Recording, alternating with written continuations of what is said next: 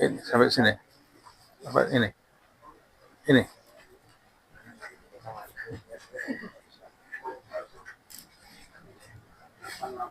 Larangan berlebihan dalam hal makanan dari halal menjadi haram. Bacaannya Quran kirim tuh apa? Nanti ada kirim ya bacaan.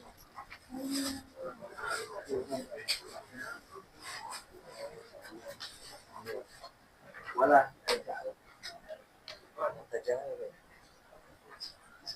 Wa taj'al himmatuka. Baik. Bismillahirrahmanirrahim. Alhamdulillahirabbil alamin. Allahumma shalli wa sallim ala sayyidina Muhammad wa ala ali sayyidina Muhammad. Nawaina ta'allum wa ta'lim wa tadhakkur wa tadhkir wa naf'a wal intifa' wal ifadah wal istifadah wal hath 'ala at-tamassuk bi kitabillah wa sunnati rasulih wa du'a ila al-huda wa dalalah 'ala al-khair ibtigha'a wajhillah wa mardatihi wa qurbihi wa thawabihi subhanahu wa ta'ala. Kita melanjutkan kajian kitab Risalatul Mu'awanah wal Mudhaharah wal Mu'azarah lirraghibina minal mu'minin fi suluki tariqil akhirah. Kitab Risalatul Mu'awanah ini ditulis oleh Al-Imam Abdullah ibn Alawi ibn Muhammad Al-Haddad dan biasa kita baca setiap hari Jumat 2 minggu sekali di masjid apa? Masjid Nurul Huda. Semoga masjidnya menjadi cahaya petunjuk betul ini ya di kampung sini. Di Masjid Nurul Huda. Sudah berapa lama kita baca ini? Sudah tahunan kita baca ini ya. Sudah tahunan baru sampai halaman 88. udah 2 kitab. Adab Sulukul Murid sudah selesai. Ini Risalatul Mu'awanah. Mudah-mudahan panjang umur, sehat walafiat, dijadikan orang yang mendengarkan nasihat dan mengikuti di dalam perbuatan sehari-hari. Kita sampai di bab adab-adab Nabi Muhammad SAW dalam berbagai macam kondisi yang sudah kita bahas. Ada beberapa adab, diantaranya adab masuk kamar mandi, keluar kamar mandi, dan sebelumnya ada pembahasan-pembahasan yang lain berkaitan dengan wirid, seperti menuntut ilmu, tafakkur, zikir. Alhasil di dalam kitab ini diajarkan kepada kita bagaimana cara hidup Nabi Muhammad SAW. Sampai kita pada pembahasan yang terakhir, pembahasan mengenai makan. Bagaimana adab-adab makan itu, apa doa yang dibaca pada saat kita makan, pada saat kita lupa membaca doa, teringat di tengah-tengah makan, dan pada saat kita menyelesaikan makan, dan bagaimana caranya atau adabnya makan ketika sendiri atau ketika makan walimah bersama-sama, kemudian bagaimana cara mengambil makanan. Ada yang menggunakan 3 jari, yaitu jari ibu jari, jari telunjuk, dan jari tengah. Jadi ngambilnya makan sedikit gitu ya. Kemudian ada khilaf juga di antara ulama, kalau makan seperti nasi boleh menggunakan jari-jari semuanya. Sampai kita di halaman ke-88, paragraf ke-3 ya. Qala al-muallif wa nafa'ana bihi fid dharain. Amin. Sebelumnya terakhir dia menyebutkan la tatakalla fil idam li kulli ta'am wa la ta'ib ta'aman qad wa la tu'ib ta'aman qad wa in kana radian. Jangan kamu memaksakan lauk pauk di dalam makanan. Pada saat kamu makan, jangan kamu paksakan lauk pauk. Apa yang ada itu dimakan dan disyukuri.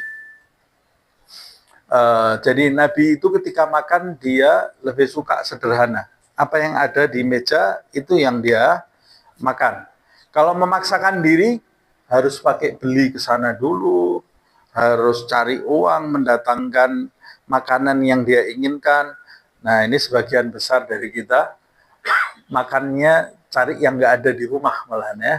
Apalagi sudah ada aplikasi GoFood ini ya.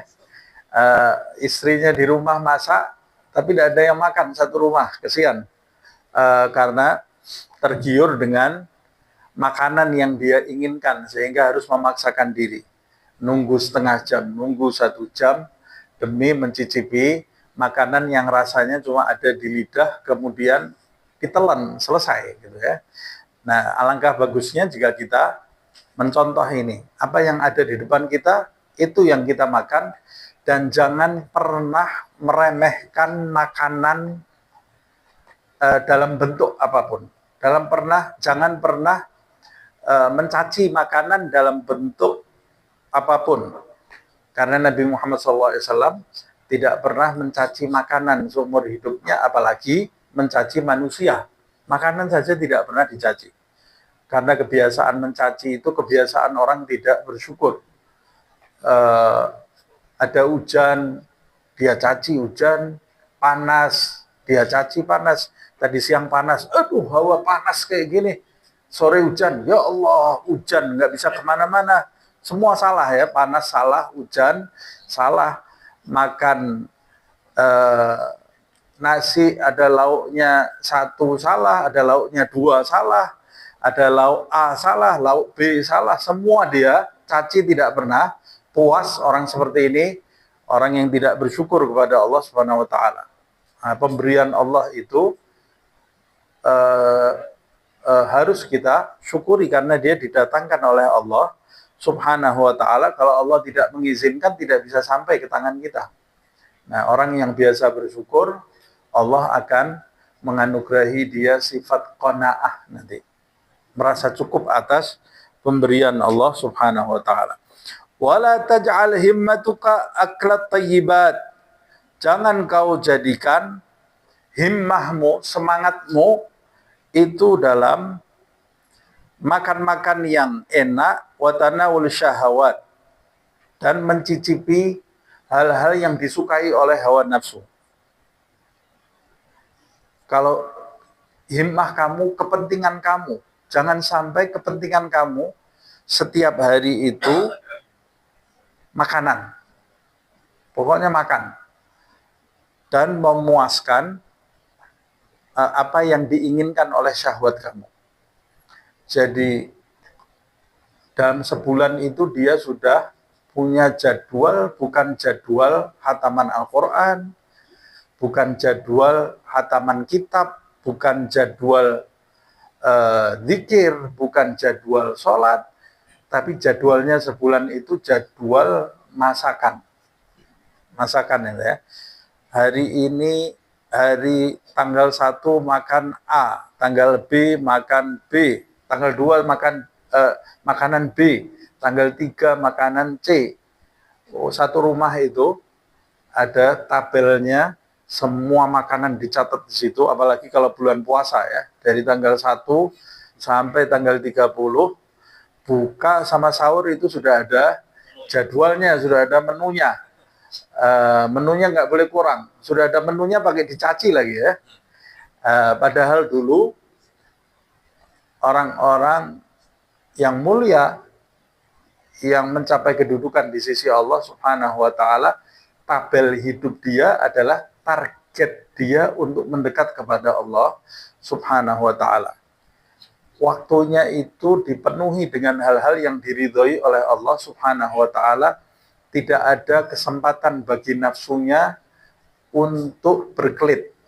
Nafsunya itu sudah betul-betul dia tindas, dia tundukkan. Yang dia cari adalah kenikmatan sholat, kenikmatan zikir, kenikmatan membaca Al-Quran, kenikmatan bertemu dengan orang-orang soleh. Karena nafsunya sudah ditindas, nafsu itu tidak punya kesempatan untuk menginginkan sesuatu. Makanya yang dia makan seadanya.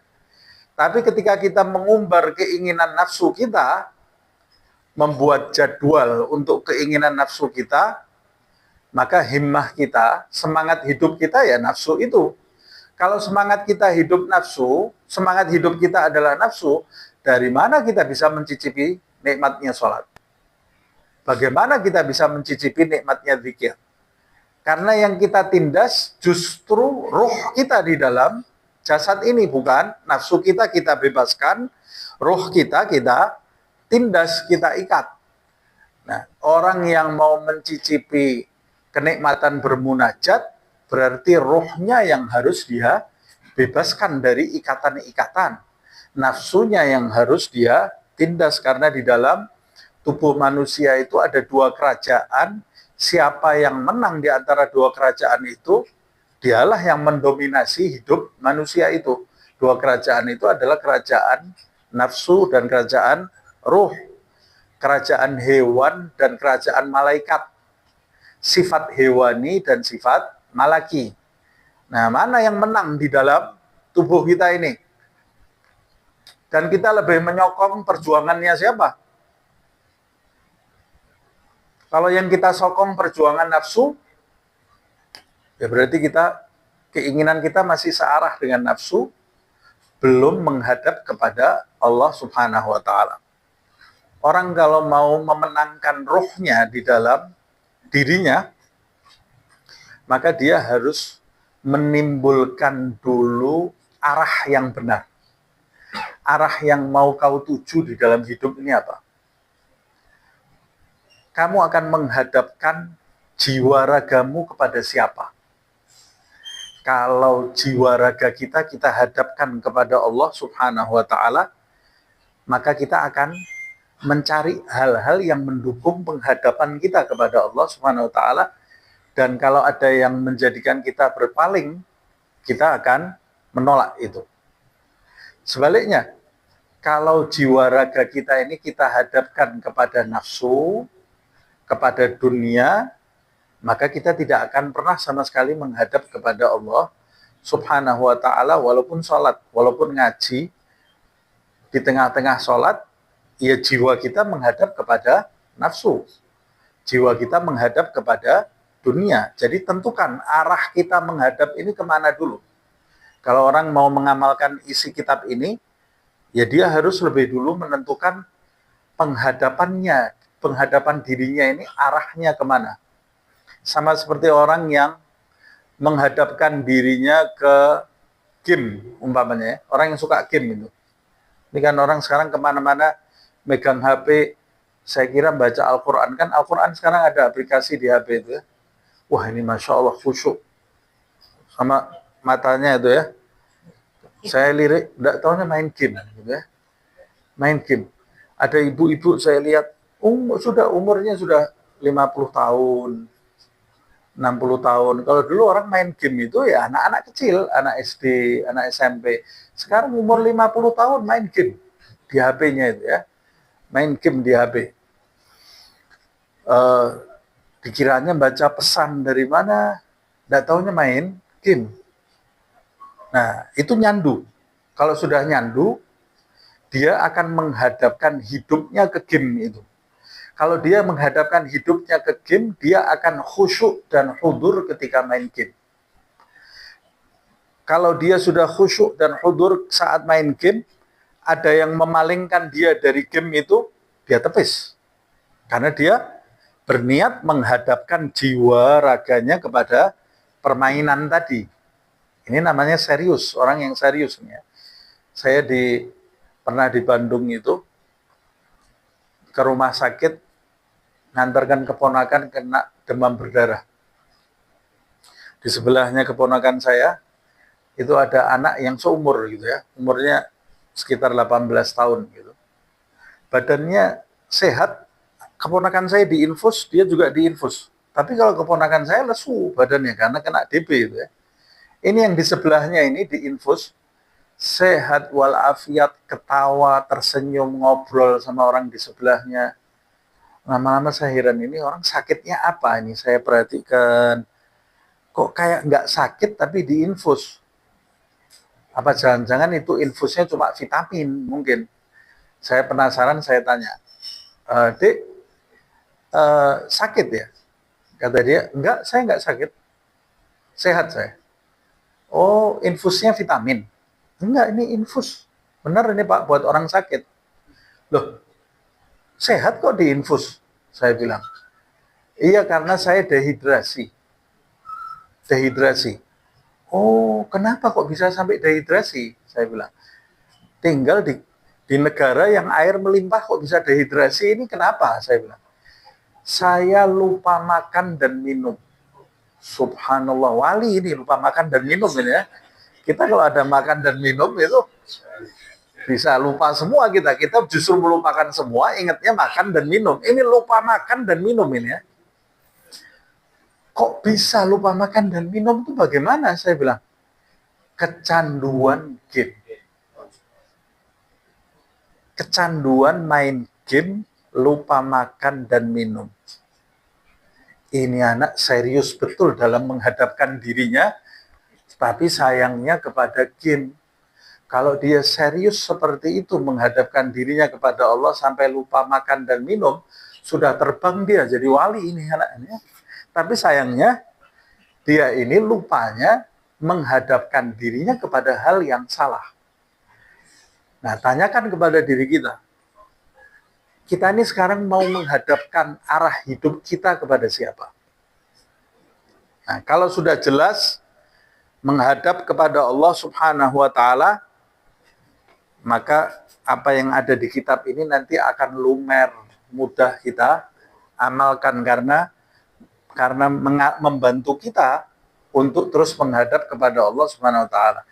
Tapi kalau kita belum jelas menghadapnya, ada orang yang sudah jelas menghadapnya, jelas menghadap kepada yang enggak baik.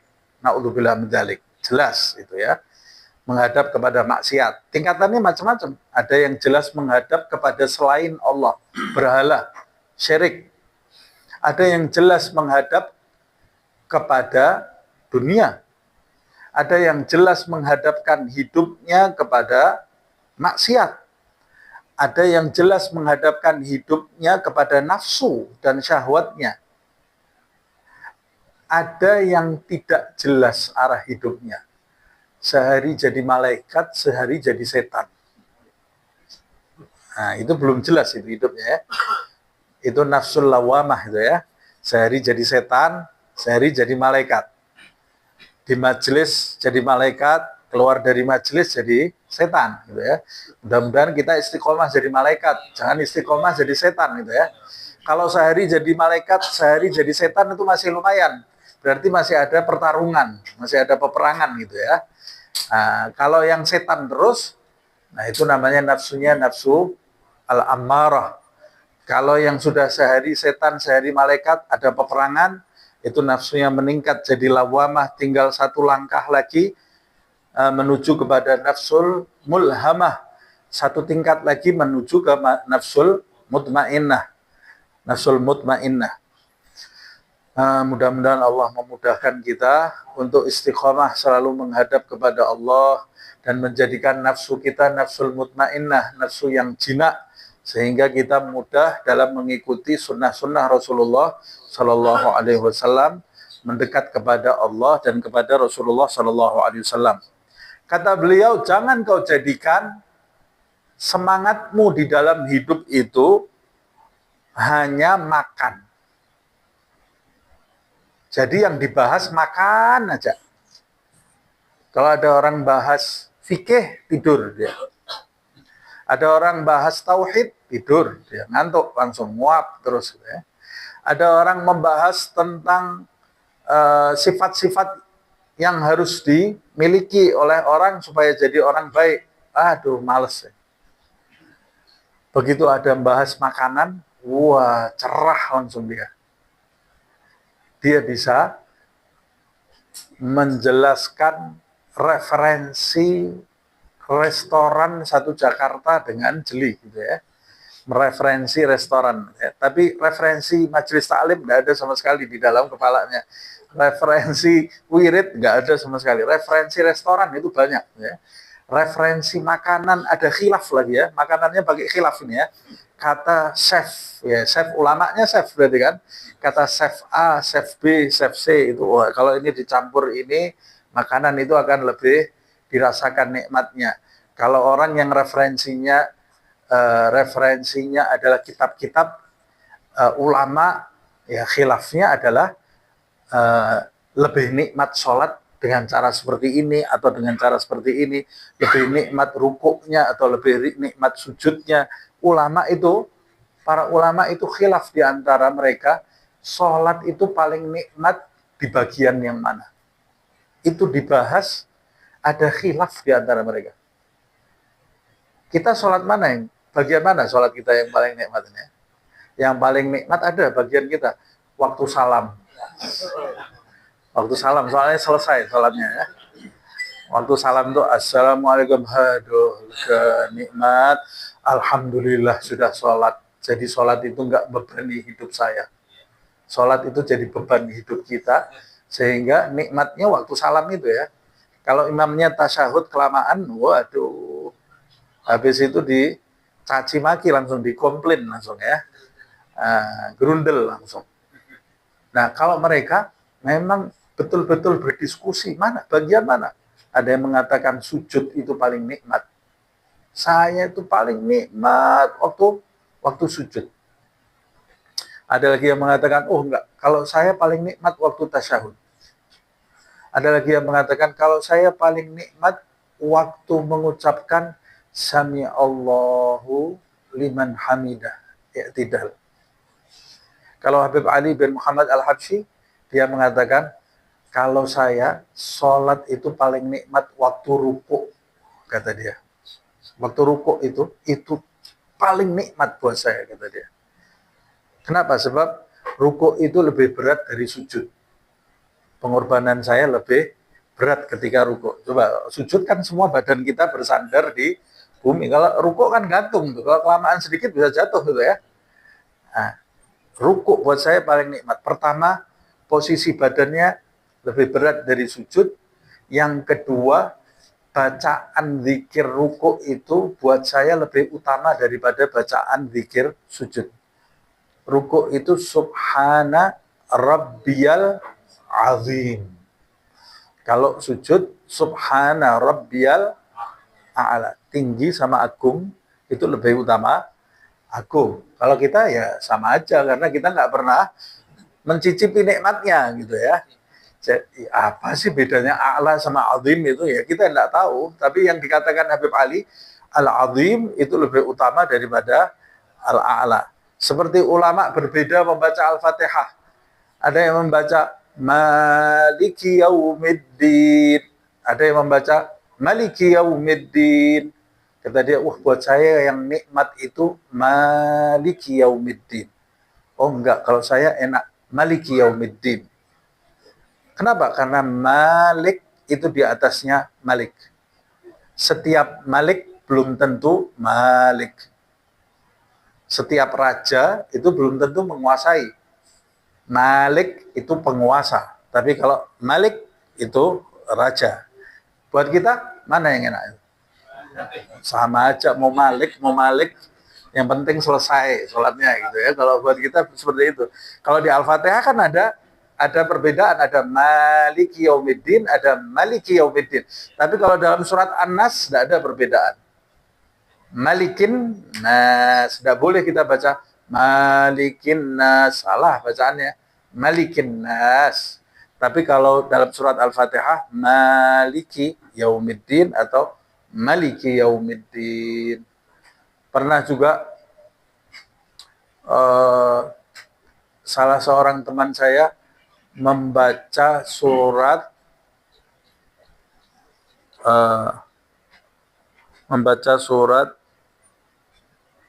Al-Asr di depan guru saya. Dia baca wal asri innal insana lafi khusr. Kan betul bacaannya. Itu ayat keduanya itu. Guru saya itu teriak, khusrin illa. Jangan berhenti di situ, kata dia. Kenapa?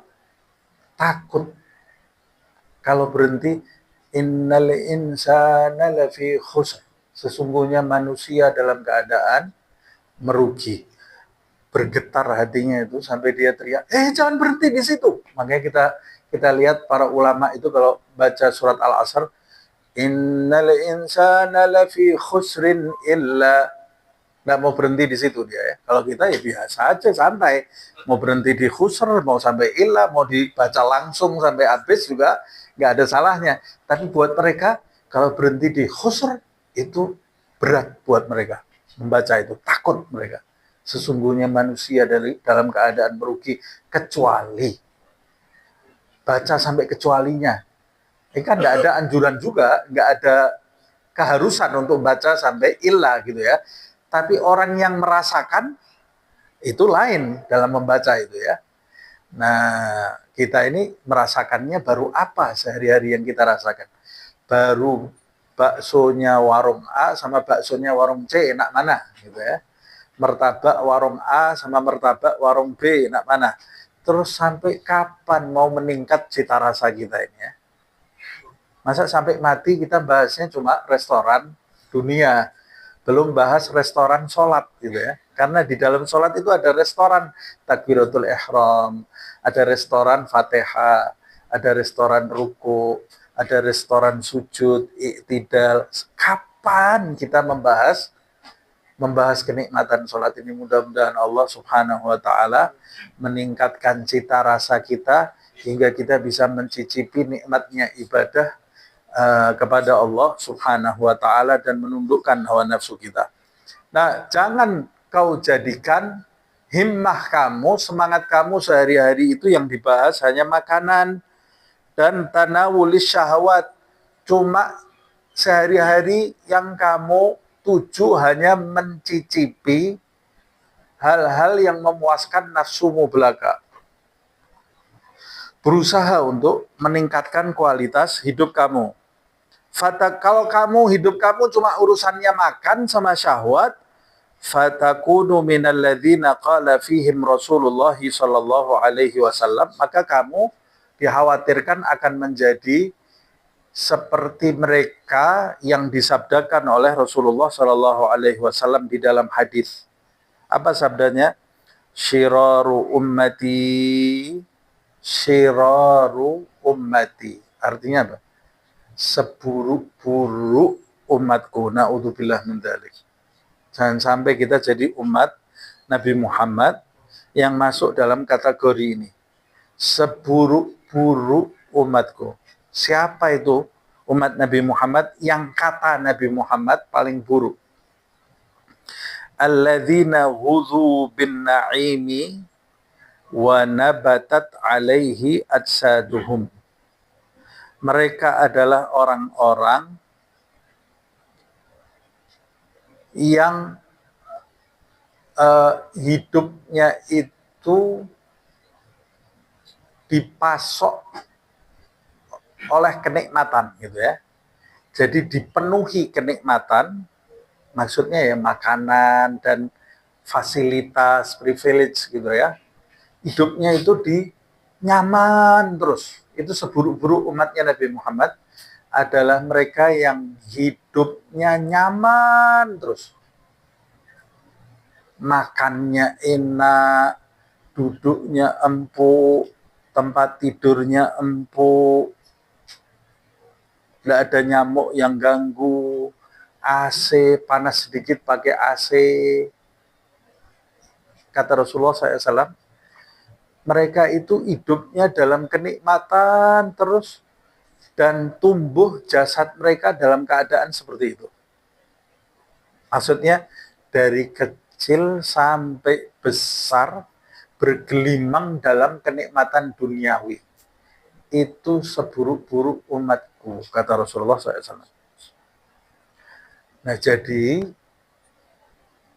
kalau mau jadi manusia yang umat Nabi Muhammad yang baik, jangan menjadikan tujuan hidup kita bergelimang dengan kenikmatan dunia. Caranya bagaimana, Ustaz? Memang saya punya uang, rumah saya kasih AC, tempat duduknya empuk, masa nggak boleh? Boleh. Tapi jangan jadikan itu himmah dalam kehidupanmu.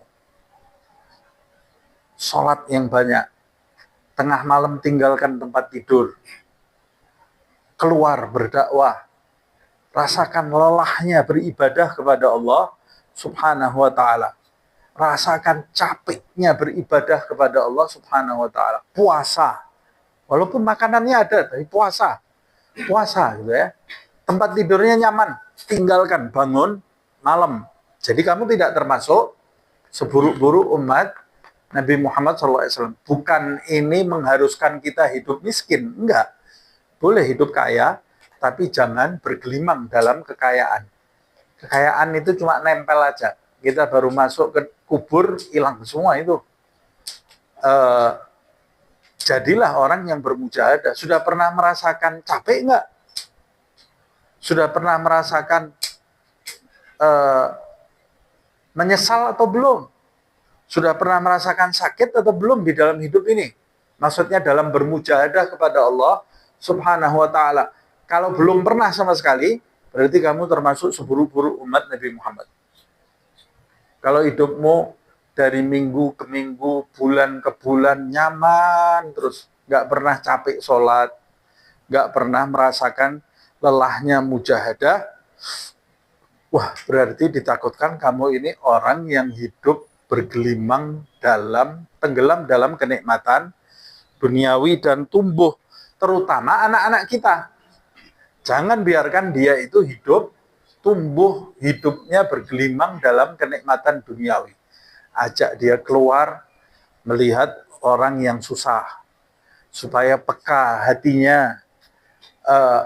Ajak dia untuk bersedekah, ajak dia jalan kaki ke masjid umpamanya, ajak dia bangun malam. Ulama di zaman dulu itu anaknya dari mulai bayi ya, dari mulai kecil nih, tapi bapak ibunya rajin tahajud.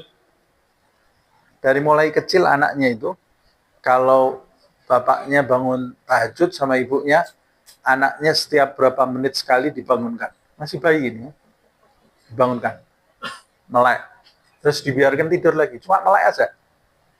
Nanti berapa lama lagi bangun lagi dia, dibiarkan tidur. Sudah bisa bicara anaknya, berapa jam sekali dibangunkan bapaknya. Nak bangun, bangun anaknya, bapaknya bilang Allah, qul Allah, ucapkan Allah, Allah. Anaknya sama menggeliat ini, Allah, bilang Allah. Anaknya nyebut Allah, dibiarkan tidur lagi. Nanti berapa jam lagi bangunkan lagi, nak Allah, Allah. Anaknya nyebut Allah, dibiarkan tidur lagi, supaya tidurnya nggak nyaman-nyaman gitu ya. Dan sudah terbiasa melek di malam hari dari kecil.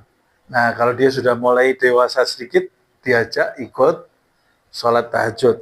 Nah, kalau hidupnya biasa, selimutnya nikmat, tempat tidurnya nikmat, AC-nya nikmat, lampunya redup, waduh, itu sampai tua nanti nggak bisa bangun tahajud.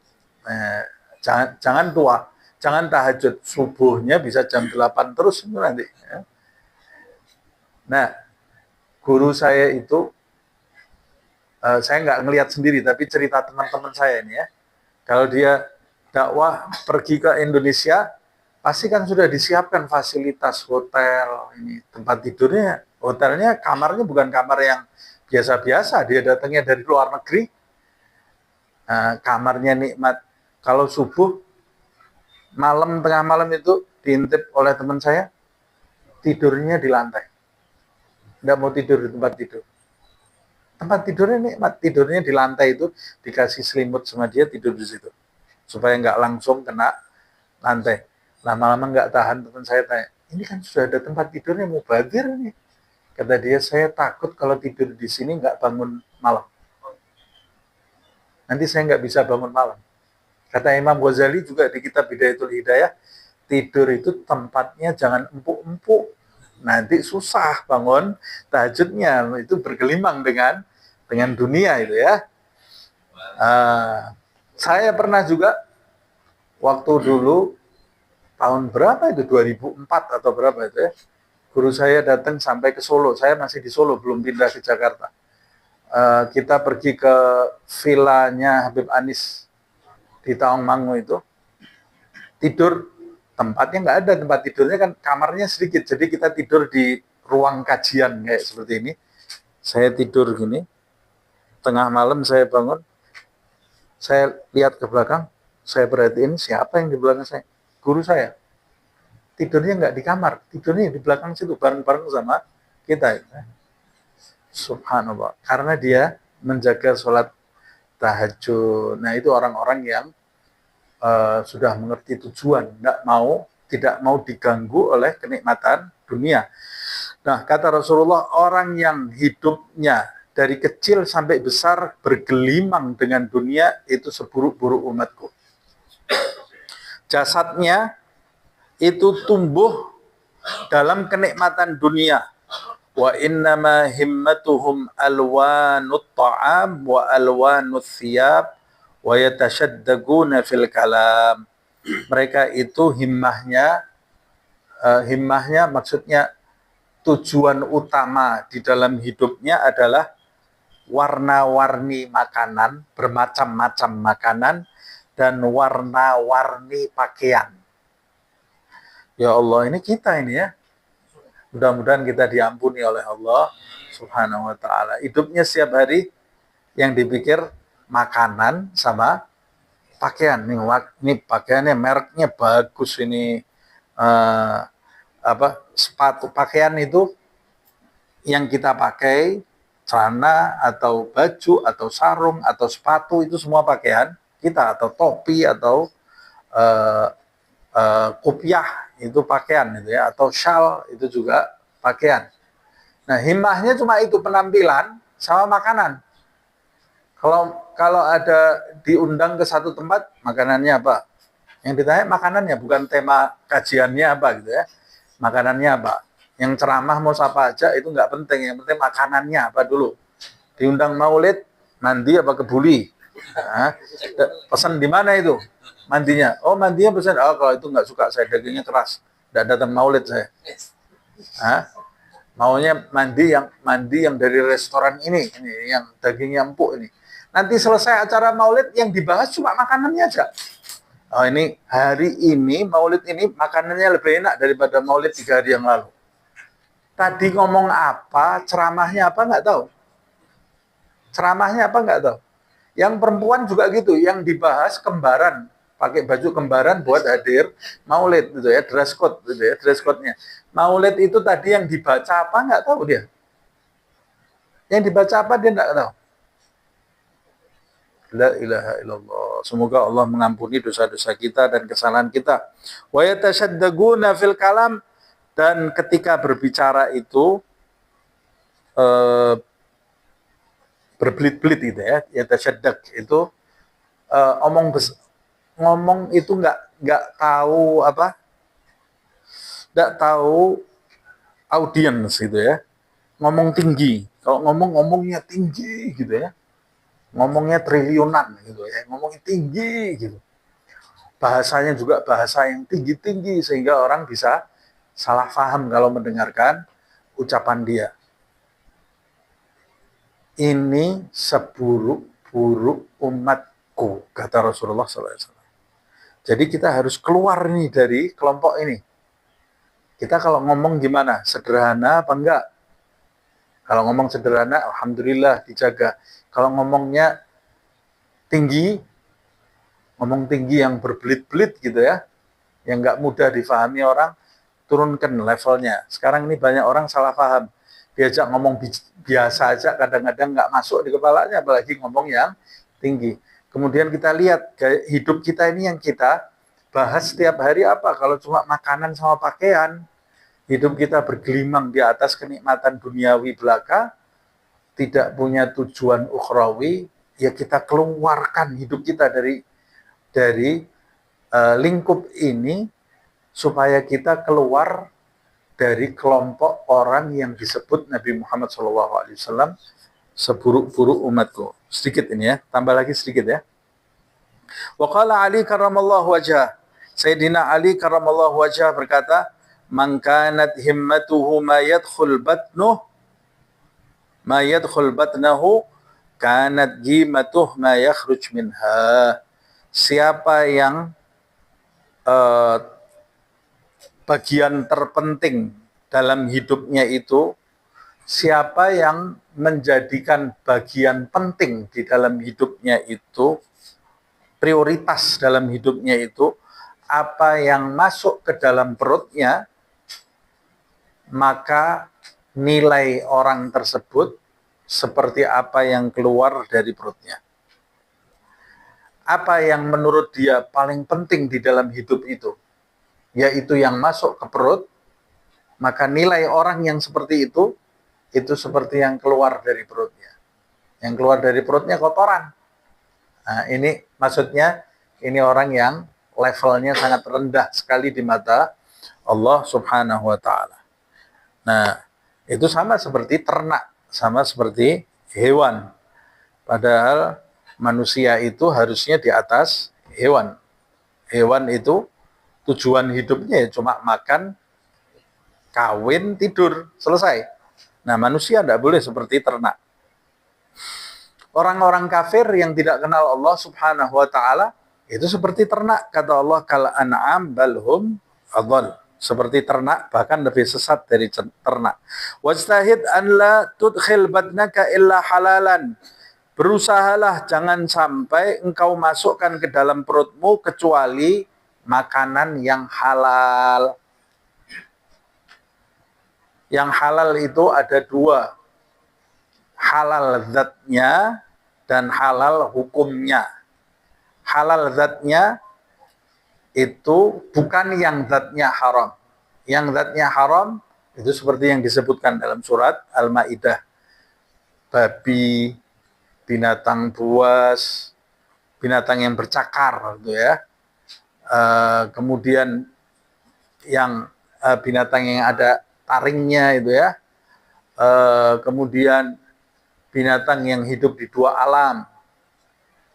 Lalu ada juga di dalam riwayat disebutkan binatang yang menjijikkan.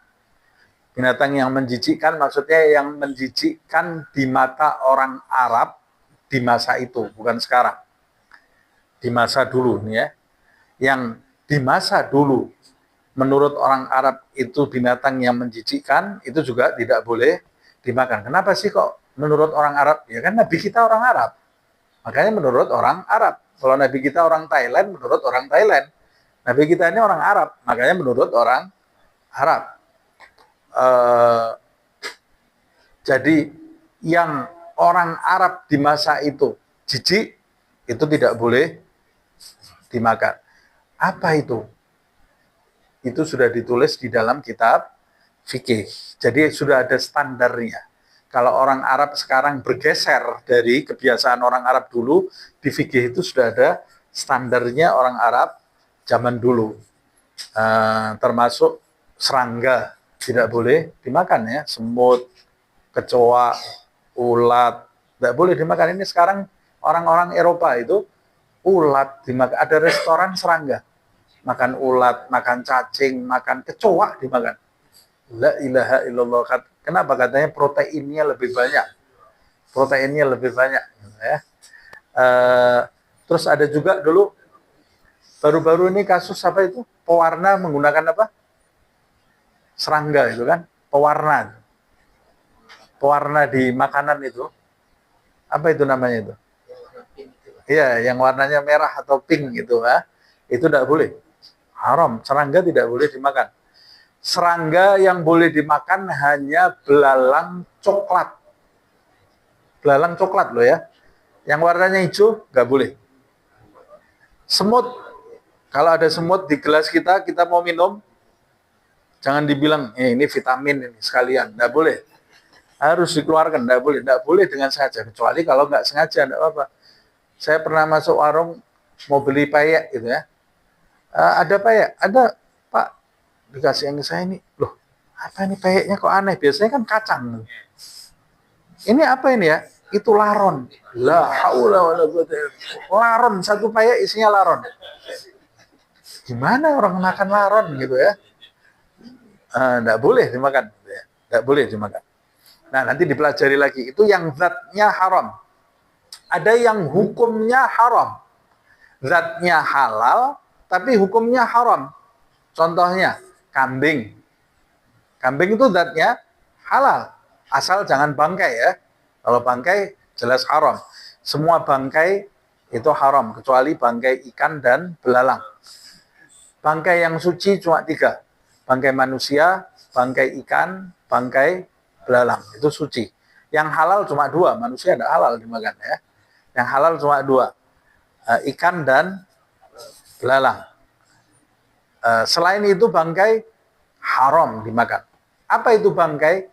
Bangkai itu hewan halal yang mati tidak dengan cara disembelih secara syar'i. Atau mati disembelih tapi tidak ditujukan untuk Allah Subhanahu wa taala. Habis baterainya. Nah, ini kalau habis baterainya berarti tandanya suruh berhenti. Nah, tadi saya ulangi sedikit ya. Apa itu bangkai? Bangkai itu binatang yang mati tidak dengan cara disembelih secara syar'i. Hukumnya bangkai. Termasuk binatang yang mati disembelih ditujukan untuk selain Allah, untuk berhala, untuk sesaji, untuk apa itu? Sesajen apa sesaji? Sesajen gitu ya. Nah, itu tidak boleh, kita makan tidak boleh. Daripada mubadir dimakan. Ini disembelih ditujukan untuk selain Allah Subhanahu wa taala. Itu disebutkan di dalam surat Al-An'am gitu ya. Dilarang para sahabat waktu itu. Nah, ada lagi yang hukumnya haram tapi zatnya halal. Contohnya kambing disembelih secara syar'i. Halal enggak? Halal. Tapi ini kambingnya siapa enggak jelas. Kambingnya siapa ini enggak jelas. Pokoknya ada kambing, daging kambing, belum tahu punya siapa kita makan. Haram ini. Zatnya halal tapi hukumnya haram. Nah, harus tahu dulu ini punyanya siapa. Kalau diizinkan kamu makan itu baru boleh kamu makan. Kambing curian, sapi curian, hukumnya haram. Termasuk segala makanan yang didapat menggunakan uang korupsi, uang curian, uang syubhat. Nyurinya uang ini ya, yang dicuri uang. Tapi uang itu kemudian digunakan beli untuk membeli kambing. Kambingnya jadi haram karena dibeli menggunakan uang curian.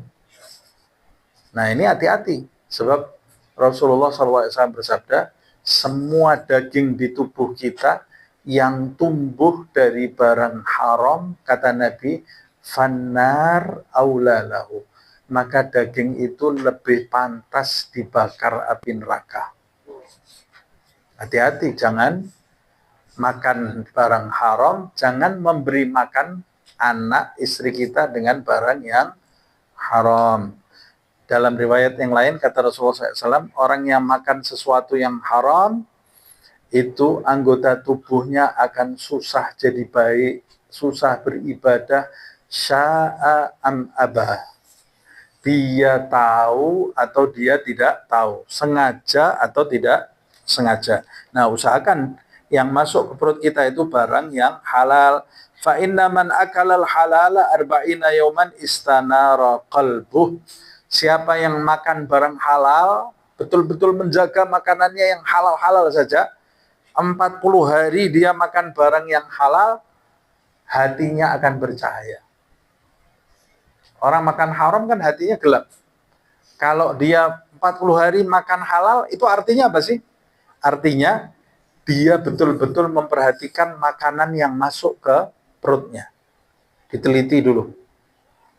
40 hari kamu perhatikan makanan yang masuk ke perutmu halal terus, maka hatimu akan bersinar. Oh, setelah 40 hari boleh yang haram? Ya enggak. Maksud 40 hari aja hatimu bersinar. Bagaimana kalau 50 hari, 60 hari, 70 hari? Bagaimana kalau seumur hidup kamu perhatikan itu? Nah, maka akan bersinar hatimu. Istanar qalbuh wajarat minhu yanabi'ul hikmah ala lisanih, dan bukan cuma hatinya bersinar, tapi akan mengalir dari lisannya sumber hikmah, kata-kata hikmah. Dia kalau berbicara, yang keluar dari lisannya itu sesuatu yang baik-baik, yang bermanfaat untuk orang lain. Wa akramahullahu bizuhdi fid dunya, dan Allah akan memberikan kepadanya sifat zuhud dari dunia. Hatinya akan berpaling dari dunia. Wa safat sariratuh, hatinya akan menjadi jernih. Wa hasunat muamalatuhu ma'a rabbih, dan pergaulannya dengan Tuhan akan menjadi baik. Berarti ini kan sangat berkaitan erat. Interaksinya dengan Tuhan akan menjadi baik. Ini gara-gara makan halal aja loh ya. Orang mukmin memperhatikan makanannya, faedah yang pertama tadi, hatinya akan bersinar, akan terang atau bersinar. Kemudian ucapannya akan penuh dengan hikmah. 3, dia akan dianugerahi sifat zuhud.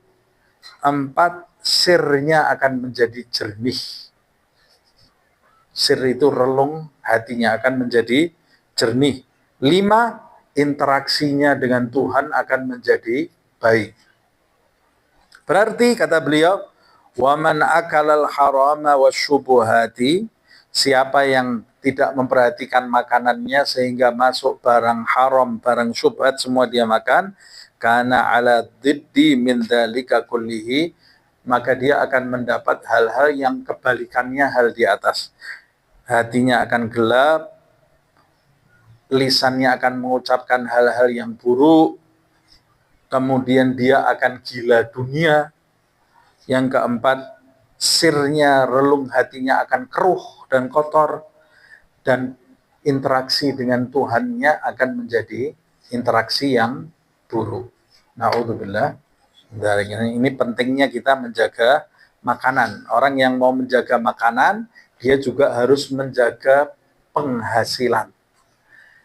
Penghasilan dia, nafkah dia juga harus nafkah yang baik. Kalau nafkahnya buruk, cara mendapatkan nafkahnya buruk, maka semua yang dimakan akan ikut buruk, gitu ya. Anaknya akan ikut makan hal yang buruk, istrinya akan ikut makan yang buruk. Yang kasihan anak istrinya nggak tahu apa-apa, dia juga terbawa susah beribadah, interaksinya dengan Tuhan akan buruk. Naudzubillah min dzalik. Semoga Allah Subhanahu wa taala menjadikan kita termasuk orang-orang yang mendengarkan nasihat dan mengikutinya dalam perbuatan baik sehari-hari, dan memudahkan kita untuk mengamalkan nasihat para ulama, mengamalkan apa yang kita pelajari, dianugerahi oleh Allah Subhanahu wa taala keikhlasan, dan dijadikan duduknya kita di tempat ini membaca kitab Al-Imam Abdullah bin Ali Al-Haddad menjadi saksi baik bagi kita kelak di hadapan Allah Subhanahu wa ta'ala, dianugerahi ilmu yang bermanfaat, hati yang khusyuk, rezeki yang melimpah insyaallah ta'ala. Amin ya rabbal alamin. Al-Fatihah.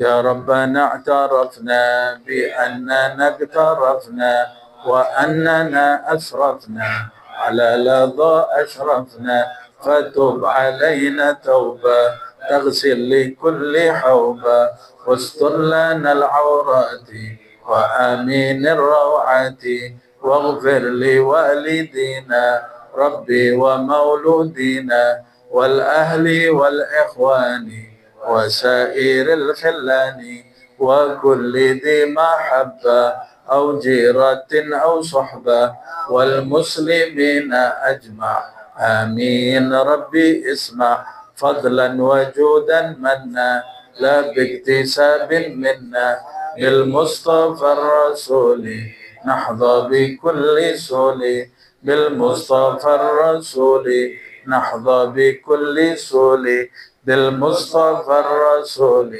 نحظى بكل سول صلى وسلم ربي عليه عد الحب وآله وصحبه عداد طش السحب والحمد للإله البدء والتناهي سبحانك اللهم وبحمدك أشهد أن لا إله إلا أنت أستغفرك وأتوب إليك سبحان ربك رب العزة عما يصفون وسلام على المرسلين والحمد لله رب العالمين والعفو. صلاة